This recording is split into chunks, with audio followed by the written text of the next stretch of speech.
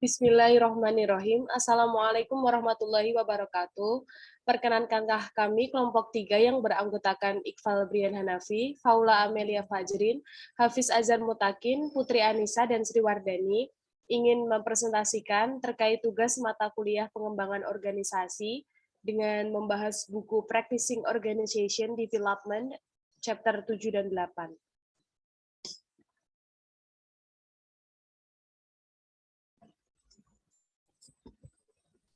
Bab 7, kompetensi untuk sukses. Jadi David Maxillen pada 1973 menulis sebuah artikel inovatif yang berfokus pada pengujian kompetensi daripada kecerdasan. Asumsinya adalah bahwa kecerdasan itu mengarah pada kinerja yang tinggi dan dalam pekerjaan seseorang. Kinerja profesional yang kompeten meliputi 3 aspek. Yang pertama, pengetahuan yang mengacu pada pendidikan dan pelatihan seseorang. Yang kedua, keterampilan yang mengacu pada potensi seseorang untuk melakukan tugas. Yang ketiga, kemampuan yang mengacu pada kemampuan untuk menunjukkan perilaku tertentu mengarah pada hasil yang telah ditentukan. Kompetensi ini sebagai keunggulan kompetitif, kompetensi diterapkan dan dimanfaatkan oleh berbagai profesional di berbagai disiplin ilmu dengan menggunakan profesional di berbagai disiplin ilmu dengan menggunakan prinsip pengembangan organisasi untuk meningkatkan perubahan organisasi dengan memanfaatkan kekuatan kompetensi di berbagai konteks sehingga tetap berada di garis seharusnya. Kemudian, rekrutmen dan seleksi, hubungan yang kuat antara perilaku yang berlaku dan kompetensi profesional menciptakan peluang bagi organisasi untuk mengidentifikasi dan mengumpulkan bakat menggunakan wawancara berbasis kompetensi. Studi terbaru lebih lanjut menggambarkan gagasan bahwa kerangka kompetensi atau model memberikan penghematan organisasi terutama dengan meningkatkan keputusan seleksi bakat menurut Sutton dan Watson pada 2013. Saat ini sebagian besar organisasi menggunakan seperangkat standar keterampilan perilaku dan kemampuan untuk merekrut dan memeriksa calon karyawan. Kompetensi digunakan untuk menetapkan tolak ukur bagi calon talenta dan mewakili indikator kecocokan dan kemampuan pelamar untuk berkontribusi secara berarti bagi organisasi tertentu. Kemudian selanjutnya akan dilanjutkan oleh rekan saya, Faula. Kami persilahkan. Siap. Manajemen diri. Kompetensi profesional memberikan target bagi praktisi untuk mengajar dan juga membimbing pengembangan melalui siklus pembelajaran seumur hidup individu. Usaha pengembangan profesional berkembang biak setelah penciptaan dan penerapan standar profesional dan dapat membantu meningkatkan tingkat keterampilan individu dalam desain, komunikasi, atau bidang teknis lainnya yang penting untuk bekerja. Kompetensi mempengaruhi hasil yang diinginkan di tempat kerja akan memberikan katalis untuk peningkatan pengembangan profesional. Dampak diri model kompetensi yang kuat pada gilirannya akan membantu praktisi mengelola sendiri pertumbuhan dan pembelajaran mereka di lapangan. Model kompetensi pada hakikatnya akan menjadi peta jalan bagi peningkatan kapasitas dan pembelajaran profesional. Evaluasi kerja. Model kompetensi menurut sifat konstruksinya mencakup indikator perilaku yang dimaksudkan untuk mewakili langkah-langkah yang dapat ditindaklanjuti untuk mencapai tujuan dan eksplisit. Karena kompetensi konstruksi yang unik ini juga berfungsi dengan baik sebagai alat evaluasi kerja. Ada bukti yang menunjukkan pengukuran kompetensi yang berfokus pada teknis atau perilaku akan memberikan indikator hasil organisasi secara keseluruhan. Pada dasarnya, mengukur kompetensi yang diungkapkan akan memberikan metrik untuk kinerja karyawan. Dalam serangkaian tugas pekerjaan tertentu, kompetensi dasar yang terkait dapat digunakan untuk mengukur kinerja aktual atau demonstrasi kompetensi kunci yang ditentukan sebagai penting untuk peran tersebut, yaitu kompetensi. Selanjutnya akan dibacakan oleh rekan saya, Iqbal Brian Hanafi.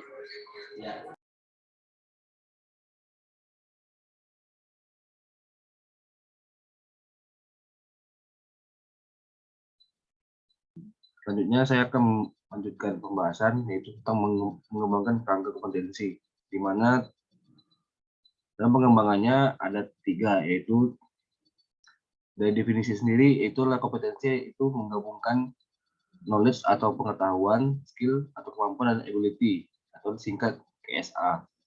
Kemudian dalam mengembangkan kerangka kompetensi memiliki standar, di mana di sini sebenarnya ialah penambahan nilai bagi organisasi dengan berkontribusi pada kinerja pekerjaan. Kemudian dilakukan demonstrasi dengan cermin KSA tadi, yaitu knowledge, skill, dan ability melalui secara eksternal dan internal.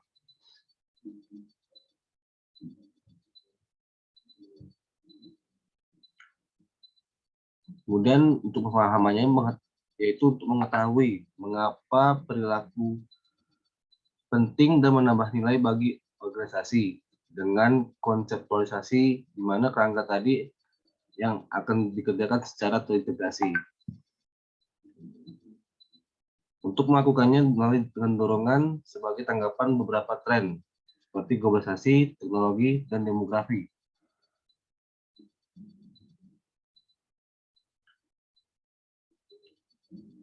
Kemudian akan dilanjutkan dengan bab 8, yaitu pengembangan organisasi, pemasaran, dan pemosisian. Menurut Alan Weiss, sebagian besar praktisi pengembangan organisasi atau OD bahwa mereka menyadari pada dalam bisnis pemasaran. Konsultan tidak bisa mendapatkan pekerjaan karena mereka yakin pemasaran tidak diperlukan. Rata-rata konsultan OD bekerja dengan baik karena mereka menyadari pentingnya pemasaran dan dapat melakukannya. Konsultan yang merupakan pemasar hebat dapat menyebutkan biaya mereka. Bahkan ketika Anda bekerja secara internal, Anda tidak boleh duduk dan menunggu di area lini karyawan. Anda harus menganalisis organisasi dari perspektif bisnis dan secara proaktif merekomendasikan secara eksekutif apa yang dapat dilakukan untuk meningkatkan produktivitas. Dalam menentukan proporsi nilai dari beberapa aspek. Yang pertama yaitu apa kebutuhan dari pasar.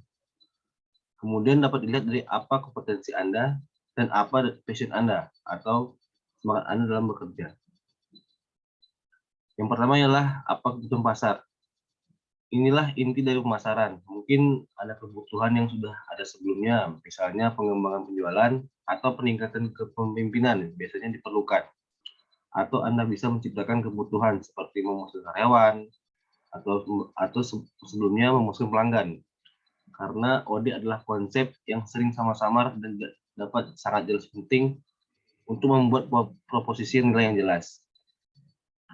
Proposisi nilai selalu bermanfaat bagi klien yang potensial dan tidak pernah menjadi deskripsi metodologi Anda. Berikut adalah proposisi nilai yang baik dan buruk. Untuk nilai proposisi yang baik, yaitu tingkatkan retensi bakat inti, kurangi waktu pemasaran produk baru, gabungkan akuisisi dan budaya induk, dan tingkatkan waktu respon pelanggan. Untuk nilai yang buruk, yaitu lakukan wawancara keluar, menilai hubungan pemasaran atau penjualan, jalankan grup fokus untuk orang baru, dan buat survei pelanggan. Selanjutnya akan dilanjutkan rekan saya, Sri Wardani.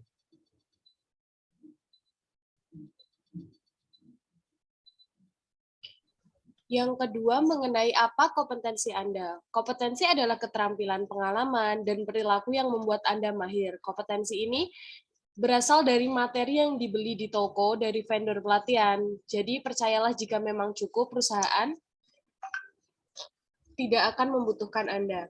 Strategi untuk pemasaran, yang pertama dengan keluasan intelektual, mampu mendiskusikan berbagai masalah. Kemudian yang kedua, selera humor, mampu meredakan ketegangan dan mempertahankan perspektif. Kemudian yang ketiga, percakapan industri, mampu berhubungan dengan dan mengidentifikasi isu-isu situasional. Dan yang keempat, keterampilan komunikasi yang luar biasa, mampu memimpin ruangan atau rapat.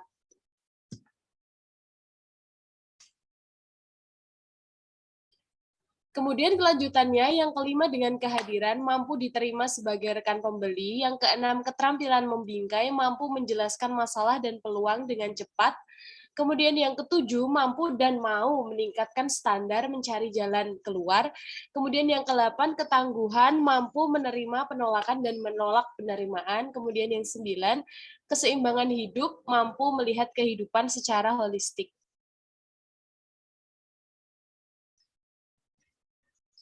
Kemudian akan dilanjutkan oleh rekan saya, Hafiz Azhar Mutakin. Saya persilahkan.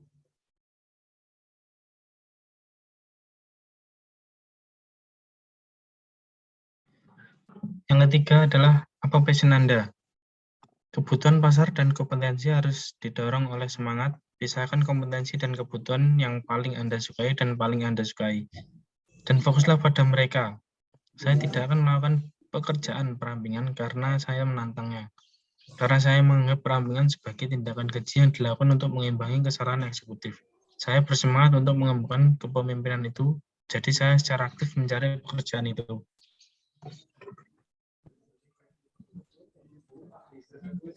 Kemungkinan kondisi. Yang pertama adalah kemampuan, kebutuhan dan kemampuan tanpa gairah menciptakan kebosanan. Anda menjadi pekerja upahan dengan sedikit motivasi dan tidak memiliki kepemilikan atas hasil. Yang kedua, kebutuhan dan gairah pasar tanpa kompetensi membuat Anda menjadi penjual minyak ular. Menjajakan ramuan Anda tetapi tanpa obat yang benar-benar diperlukan untuk menyembuhkan penyakit. Yang ketiga, kemampuan dan gairah tanpa kebutuhan pasar membuat Anda menjadi seorang ahli. Menawarkan solusi estetika untuk masalah yang tidak dipedulikan siapapun kecuali Anda dapat meyakinkan mereka sebaliknya. Yang keempat, kombinasi dari elemen-elemen ini membuat Anda menjadi pemasar yang efektif.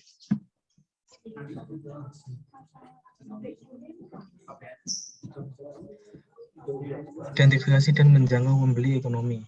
Ada dua jenis pembeli dalam pengaturan organisasi.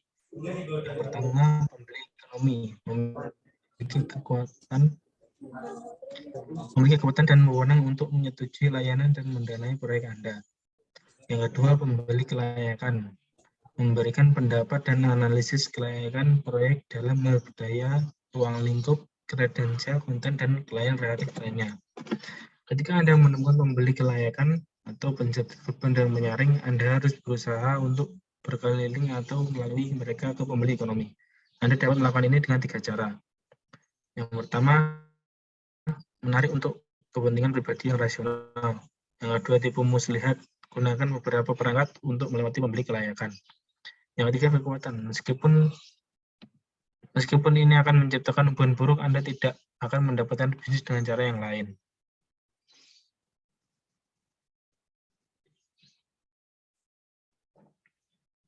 Menetapkan rute ke pembeli ekonomi. Cara terbaik untuk memasarkan adalah dengan menciptakan gravitasi yang menarik orang kepada Anda. Ini mengubah seluruh dinamika pembelian. Alih-alih harus membuktikan seberapa baik Anda malah melibatkan orang-orang yang tertarik dengan apa yang dapat Anda lakukan untuk mereka. Inilah sebabnya mengapa branding, reputasi, dan promosi dari mulut ke mulut sangat penting.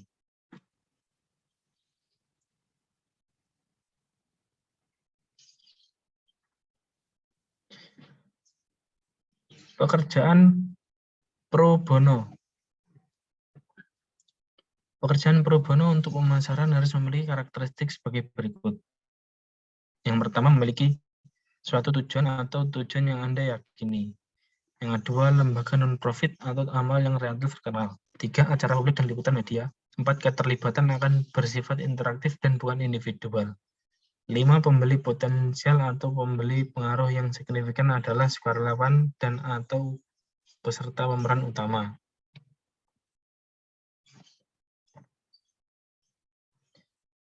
Yang kedua, penerbitan komersil. Sebuah buku yang diterbitkan secara komersial dapat memberikan pernyataan kredibilitas yang kuat. Untuk konsultan sukses berusaha untuk mencapai tingkat berikutnya.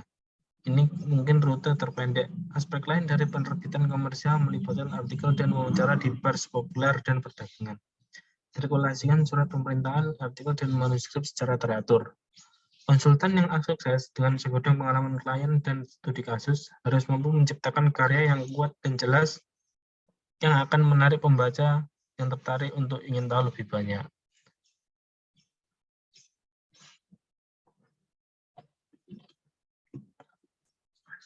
Untuk halaman selanjutnya akan dipresentasikan oleh rekan saya Putri Anissa. Yang ketiga, makalah posisi. Sering disebut sebagai kertas putih yang digunakan untuk yang pertama, konten dalam Kitverse. Yang kedua, dasar untuk artikel atau booklet yang akan diterbitkan. Yang ketiga, konten halaman web. Yang keempat, handout Servidato. Yang kelima, hadiah untuk pertanyaan. Makalah posisi adalah diskusi 2-6 halaman tentang filosofi, keyakinan, temuan, pengalaman, atau pendekatan. Mereka seharusnya tidak pernah mempromosikan diri sendiri. Sebaliknya, mereka harus membangun kredibilitas melalui dampak dari ide-ide mereka dan penerapan teknik mereka. Cobalah untuk memberikan ide-ide yang berguna segera sebanyak mungkin. 4. Wawancara radio dan televisi. Lakukan penampilan radio dan bahkan televisi kapan saja dalam karir Anda. Mereka relatif mudah dilakukan, karena selalu ada kebutuhan akan suara dan wajah segar untuk memberikan komentar ahli tentang berbagai masalah, mulai dari mode manajemen hingga etiket bisnis hingga cara mempertahankan bakat utama. Berikut aturan dalam wawancara radio dan TV.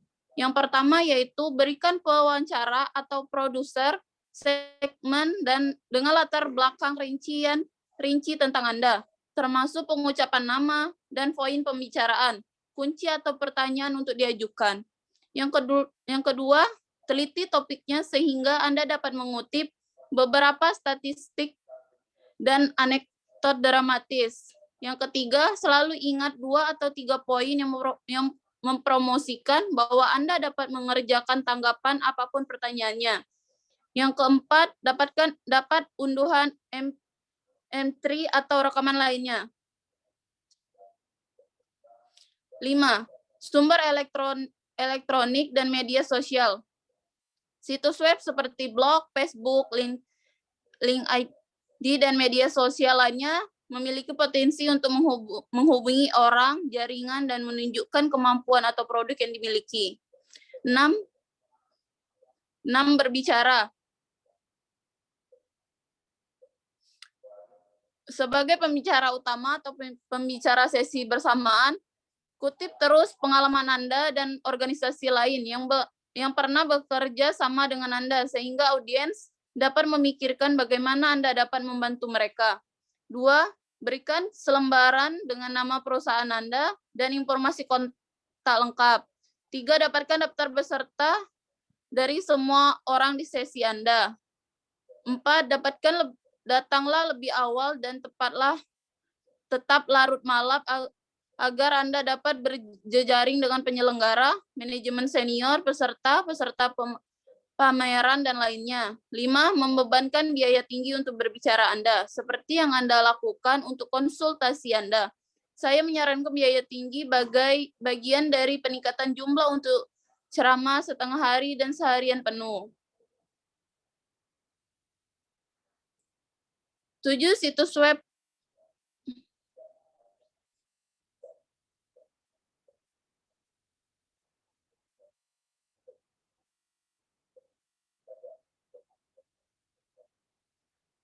Situs web dan buletin elektronik. Situs web bertenaga tinggi harus mengikuti prinsip-prinsip ini, yaitu yang pertama, kehadiran mesin pencari yang memadai menggunakan kata-kata umum dan kata kunci untuk mengarahkan orang. Yang kedua, situs halaman awal yang ramah dengan daya tarik dan opsi langsung bagi pengunjung. 3. Navigasi yang mudah dan tidak ada jebakan yang memaksa pengunjung untuk mendengar lebih banyak tentang metodologi Anda daripada yang perlu mereka dengar. 4. Nilai langsung dalam artikel untuk diunduh, tautan ke situs terkait dan berkualitas tinggi alat dan teknik, dan seterusnya. 5. Kesempatan untuk menghubungi Anda dengan mudah. 6. Alasan kuat untuk kembali dan memberitahu orang lain tentang situs ini. Yang ke-8 yaitu dari mulut ke mulut, rujukan dan dukungan pihak ketiga. Dalam setiap keterlibatan, Mintalah referensi dari klien, uraian singkat untuk produk yang dibuat, untuk dijadikan referensi dan untuk memberikan kesaksian. Tulis surat ke majalah, surat kabar, dan sumber elektronik yang mengandalkan kredibilitas Anda untuk poin yang Anda buat. Pro atau kontrak, relatif terbuat artikel terbaru. Setelah Anda memiliki reputasi yang mapan, jauh lebih mudah untuk mempertahankan momentum dari mulut ke mulut, yang merupakan sumber utama yang kuat. Tapi kita jarang repot lagi, yang ironis, karena sekarang lebih mudah dari sebelumnya. Dan ini mengarah ke bagian lain. Dari medan gravitasi, tampaknya beberapa pembeli tingkat tinggi Anda dapat menempatkan di depan asosiasi perdagangan tempat mereka menjadi pembicara utama pada konvensi atau pertemuan berikutnya. 9. Kepemimpinan asosiasi perdagangan. Ketika Anda mungkin merasa Anda tidak mendapatkan apapun dari asosiasi profesional dan asosiasi perdagangan, dan dapat dibenarkan karena sebagian besar anggota akan berada di tingkat yang lebih rendah. Sudah waktunya untuk mengambil posisi kepemimpinan. Anda tidak harus mengambil tugas nasional yang memakan waktu. Anda dapat melayani sebagai petugas di tingkat lokal atau cabang. Menggapai komite, mengatur acara, atau mensponsori inisiatif, saya menemukan bahwa banyak referensi yang saya datang dari konsultan lain yang merasa mereka tidak dapat menangani tugas dan berharap saya akan membalas waktu untuk melibatkan mereka dalam proyek. Yang kedua, dengan senang hati saya lakukan. Selanjutnya akan dibacakan oleh rekan saya, Iqbal Brian Hanapi.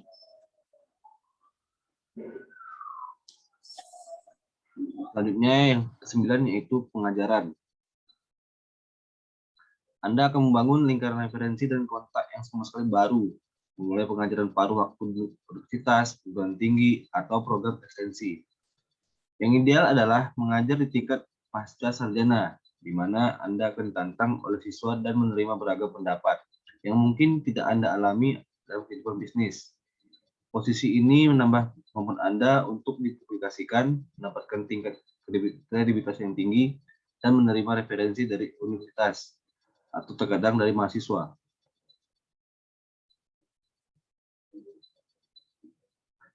Yang ke-10 ialah aliansi dan jaringan.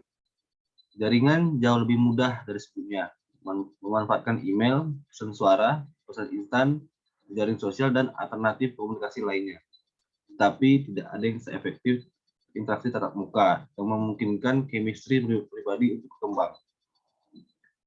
Ini kemudian harus ditindaklanjuti atau diperkuat melalui jalur komunikasi lainnya. Aliansi seringkali merupakan hasil dari jaringan yang efektif. Menariknya dan berpandangan sempit, konsultan berpengalaman terkadang merasa bahwa hari-hari networking mereka sudah lewat. Tapi itu hanya jika Anda melihat jaringan sebagai taktik, bukan sebagai strategi pemasaran.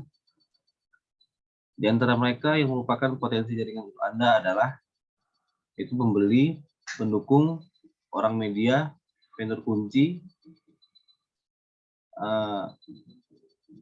mentor, yaitu perencana pertemuan, rekomendasi untuk membeli, pemimpin komunitas, bankir, penasihat kunci, individu terkemuka dalam bisnis Anda, eksekutif, asosiasi perdagangan.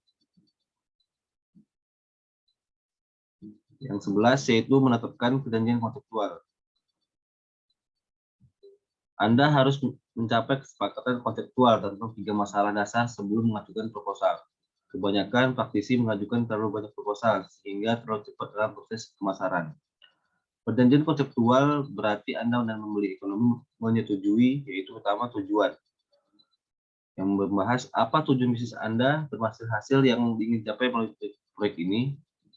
Yang kedua itu ukuran keberhasilan, yaitu apa metrik yang akan Anda tunjukkan bahwa Anda telah membuat kemajuan atau mencapai tujuan. Yang ketiga dari sisi nilai untuk klien, di mana apa nilai dan dampak dari apa yang Anda capai dan apakah itu disetahunkan. Kemudian yang ke-12 yaitu membuat proposal yang menutup bisnis. Dimulai dengan parameter apa yang dapat dilakukan dan tidak dapat dilakukan oleh proposal secara sah dan pragmatis. Di mana proposal harus yang pertama Tetapkan hasil proyek. Dan menjelaskan bagaimana kemajuan akan diukur. Menetapkan akuntabilitas, tetapkan tanggal mulai dan berhenti yang dimaksudkan, menyediakan metodologi yang digunakan klien,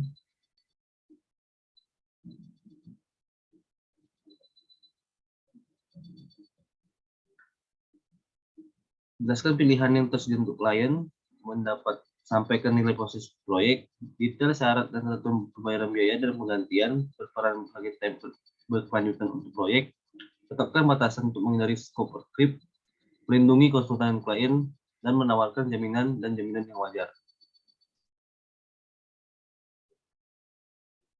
Yang kemudian proposal tidak boleh jual intervensi dan direkomendasikan, ciptakan hubungan, berfungsi sebagai komoditas yang dibandingkan dengan proposal lain, memberikan legitimasi dan atau kredensial pendekatan firma Anda, validasi intervensi yang diusulkan, lakukan penjualan kepada pembeli yang belum Anda temui, berfungsi sebagai posisi negosiasi, izinkan perubahan sepihak bersama proyek, lindungi satu pihak dengan mengorbankan pihak lain, posisi mendekati dengan samar sehingga tidak terukur dan tidak dapat diterapkan.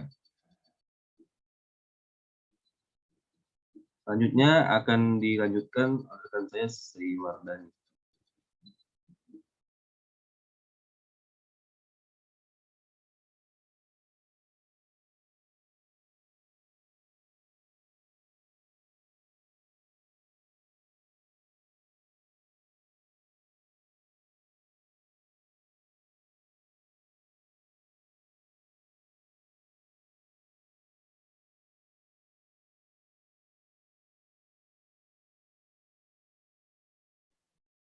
Jadi ringkasan dari presentasi kami terkait pemasaran adalah yang pertama dari fase OD untuk merencanakan dan memfasilitasi perubahan. Babak berikut akan membawa Anda melalui fase pra-peluncuran dan peluncuran intervensi OD dan seterusnya. Namun kecuali kita akan memasarkan secara efektif, tidak akan ada proyek. Sekian presentasi dari kelompok kami kelompok 3 mengucapkan banyak terima kasih. Apabila ada salahnya kami mohon maaf sebagai bahan koreksi untuk kami. Terima kasih atas perhatiannya. Wassalamualaikum warahmatullahi wabarakatuh.